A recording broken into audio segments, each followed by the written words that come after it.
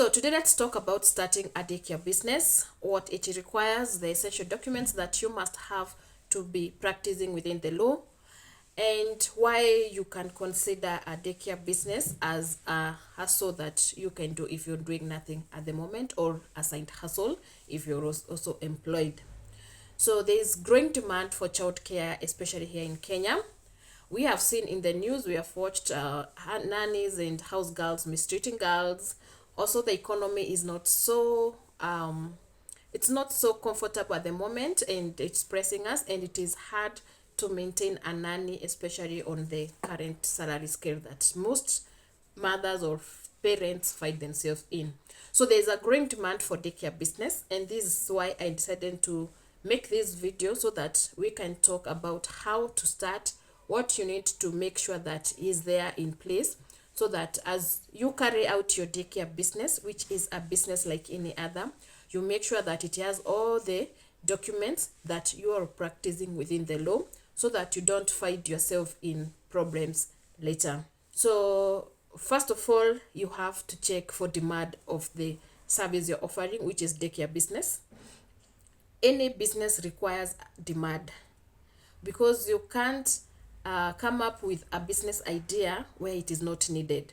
So you must do your market research and determine if this daycare business or the need for child care is in demand, so that when you start, you have customers. Whether you start with one customer or two customers, you're going to grow your base. But if you start your child care business in a place that your services are not needed, even that one customer will be hard to get.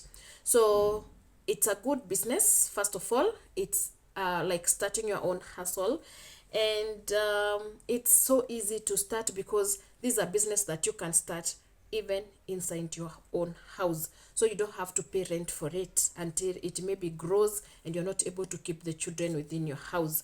So after identifying the demand, you also need to maybe check if you have a competitor, how much they're charging, so that you don't go way below the market price or way above the market price. So if you find your competitor maybe is charging like 200 shillings, Kenyan shillings, you come and charge 1,000 shillings, it's probable that you won't get customers.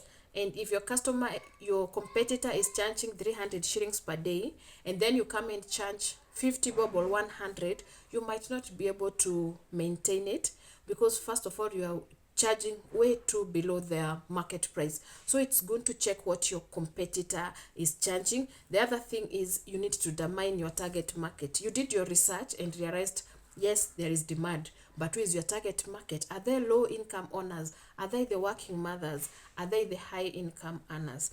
Because those standards determine how you're going to put up your price. If you're targeting the low income earners, you can't ask them to pay you 300 per day, yet that mother or that father is going to work and they are making 600 per day, or even 1,000. They might not be able to keep up one child for 300, and then the other children or the other responsibilities like rent, they still depend on that salary. So you have to know, whom are you targeting? Is it the low income earners? Is it the working mothers? And if it's the working mothers, it will also determine your time. Because if I'm a working mom and I leave at home at 6, I expect that I can leave the baby with you at 6, and when I come back at maybe 6 again, you have the baby. So you need to be able to determine your charges for that time for the your target market. So determine whom you're targeting and the target market, so that you don't have so much or you're working like 12 hours but you charged for only 8 hours. So you need to sit down and evaluate who is your target market and how is their schedule. The other thing you need to register your business. This you can do on eCitizen with the business registration service. It's an easy method of, it's a straightforward, that's what I want to mean. It's a straightforward way of application. You register your business, you give 5 names. I have done a video on how to register your business here, so you can check on this channel. You register your business, give it a name, because one thing with daycare business, you're handling live and you're handling other people's kids. So it's something that if you're not well registered, it can really ruin your life there. So you also need to get a license from the county government where you're operating from. So if you're in Nairobi, you need to get a county government from Nairobi. If you're in Kiambu, Machakos, wherever you are, Meru, wherever you are, you need to get that county license. Also, you need to get, make sure that if you're employing somebody, the staff have health certificate, and you as a person also has a good health certificate. Remember, handling kids means that you are in contact with them. So you need to hire staff that are healthy. You also need to be healthy, and you also need to be providing clean, safe environment to the kids. So you need those health certificates. These you can get from a hospital, a government hospital that is next to you. Also, you need to get a fire safety certificate or the equipment, because anything could happen, and the house or the place that you're handling those kids could catch fire, and that means that it could you need the fire equipment to put out fire. Those are the requirements for a business, any business in Kenya. And also you need the public health. If it's a big institution, you need the public health to come and close check the premises, because you need to be to follow the accordance of the law and what they are stipulated for someone who is operating something like a school or a place where there are many children, like the children's home. There are those regulations, and you have to follow them. The other thing I'll talk about, that is the documentation you need. So make sure that you're in par with the documentation. The other thing is make sure you have your KRA PIN as you go to the citizen to apply. Also make sure that you have the NSSF and the SHA, of course, because they'll come in handy, because this is a company that you're starting. With time, it will grow. So open it with that vision, like I'm not just starting a daycare, but with time, the daycare is going to grow. So you need those documents. So it's better to have them as you start. The other thing, you need to notify your nyumba kumi. This is not according to the law, but you need the owner of the house to know that you're putting up a daycare business. You also need to notify your nyumba kumi that you have a daycare business, and also the local chief or sub chief, depends with where you are living. So it's good to notify them that you're starting that kind of business and you have this kind of number of students, so that it doesn't bring you issues much later when in case anything happens. You see, in this life, you can really not be safe as much as we try to. You need to just protect yourself from the law. The other thing, let's talk about the premises. The house, you can start in your own house, or rather you can rent out or lease somewhere. Make sure that it is safe. Child-proof all the electrical outlets or any outlet where the baby can sneak out. Make sure that the place is safe, secure. Make sure that the place is clean. I said about getting the public health staff health certificate. Make sure that no child lives unaccompanied. If the parent brought the child to you, make sure there is a rule that the child is picked by somebody who is known to you and to the parent. Not just the parent sending any random person, go pick for me the child there, go pick for me the child there. The child can be picked by anybody, and then the child can get lost. It will bring you into the other side of the law, which you not like. Also make sure that the house is well ventilated. You don't want keeping children in a damp place, and then they are getting asthma, or they are getting the flus. Don't expose people's kids to infections that you can prevent. So make sure that the house is well ventilated, and also partition your house such that this is the place that we are eating, that is the place where we sleep, that is the place where we play. Make sure that everything is in its own place. Don't put them in one place, like where they are eating, it's where the potties are, it is where they are also playing. So a child might be playing and step on a potty, it has some stuff there. So make sure you separate. The toilet is on its own, the play area is on another place, the sleeping area is another place, and the feeding or where they are staying is another place, so that you make sure that these kids are having the best of the facility. They are not just like you've dumped them there.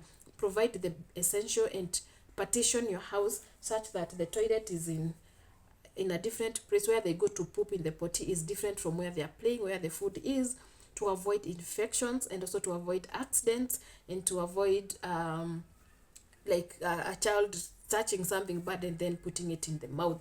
The other thing is, if you have space outside that house, the premises that you're going, you can provide outdoor play activities. You can place mats for those growing babies, or you can even provide the swings or those things that kids play with, outside. So you can provide them if you are able. Also, if you have the outdoor play area, you can invest in it, that during the day the kids are outside, and then when they are sleeping or when they are eating, they are inside the house. The other thing you need to set up your enrollment policies.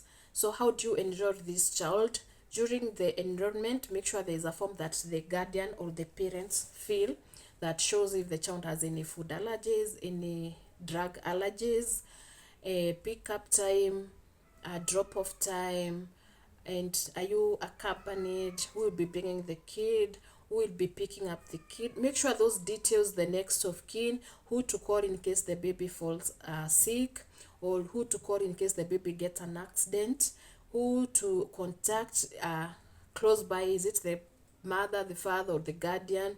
You need to also have the payment terms. Are you getting paid weekly, before or after the service is offered? Are you going to be paid monthly? Are you going to be paid daily? You need to have those enrollment forms, and make sure that a parent fills in all the information and drops it to you and keeps a copy. Make sure the copy is filed in your file. Make sure you keep a file where you file all the enrollment forms, and always give a copy to the person that filled in the information, so that when they start saying, they didn't tell me I should pick my child at this time, you can pull out that enrollment form and show them that we talked about this, you signed that you have accepted, you have consented that this child shall be picked by you only, or this child, if and when, I should call this number, or if this. Make sure that it is something written, not like you talk and no.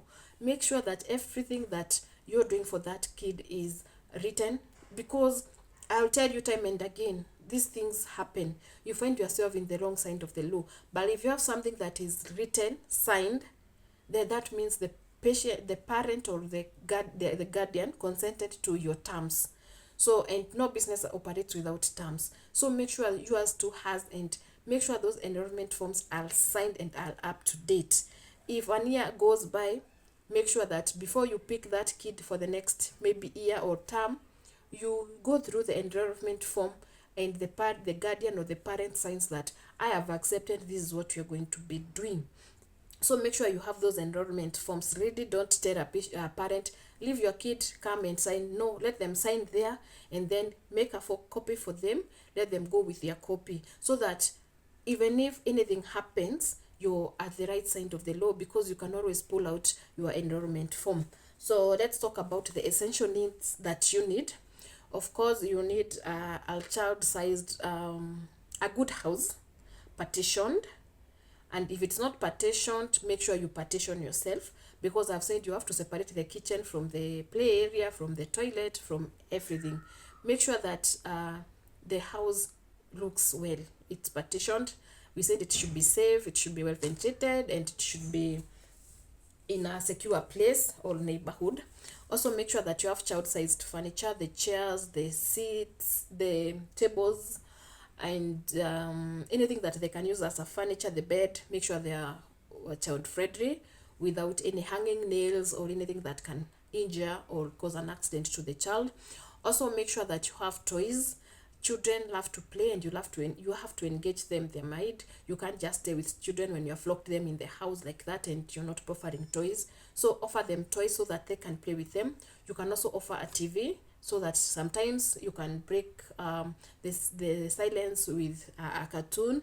They love the Cocomelon. You can play for them sometimes those songs. Even if the TV is not on, you can play those songs, and the kids will be.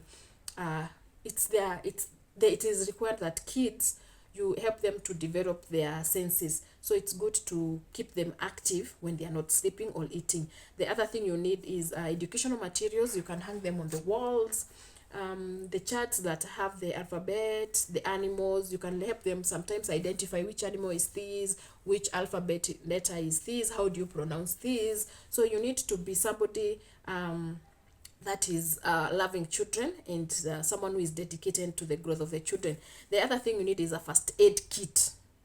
You need to have that first aid kit, and if you don't know how to use any of those things, you look for a doctor or a nurse to explain to you how to use the first aid kit. You don't let a kid fall and you can't even have betadine to just wipe off the blood and do that first aid. You need a first aid kit, so make it a part of the things that you need. And then now let's talk about pricing, which I hadn't touched on it. You need to check whether it's a low budget, medium, or high class. Like if you're in Kayole, in Umoja, in Runda, the pricing will be different. So you need to check that, because even the house that you're renting out is different. So even the meals offered will be different. Even the parents bringing the children will be different. So your pricing will definitely depend on your location. The other thing is marketing. How do you market your daycare? Print out brochures with all the details, your phone number, your location, your charges, and make sure that the brochure has all the information, and you can drop it or share it from the estate that you live. You can give the watchmen, they can share with mothers there. You can also create the flyers and hang them on the gates, on the walls, if it is allowed. You can also do the word of mouth, and also you can post in the estate WhatsApp group. Church, you can talk to a church elder to make an announcement to you that you have a daycare within the area of that church. So you can't go to market in Ruda and yours is in Syokimau. You have to market within your area. The other thing is you use social media, WhatsApp, Facebook, so that the person who doesn't go to church and doesn't live just in your estate but lives just next, maybe might get the flyer or the advertisement on Facebook, TikTok, X, Insta, any of them that you're okay with. And then also, it's good, this is for you to get an insurance for your business. The insurance will come in handy because it will help you when you need it. You know why we get insurance. So this business really is it's a good one, but it also requires you to love the children. It requires you to be somebody who has total love for children, not somebody who is doing it for money. You have to love the children first, because children can be naughty, can really do what the children can really. So you need to be someone who is patient, somebody who loves children, somebody who loves to play with children, somebody who can crack jokes with children, and somebody who doesn't get bored with children. So if this is your way, and you know very well you can make it out in this daycare business, I have elaborated fully. And thank you for watching this video. I hope if you're going to implement, make sure that you follow all the steps so that you go wrong, as in don't go against the law.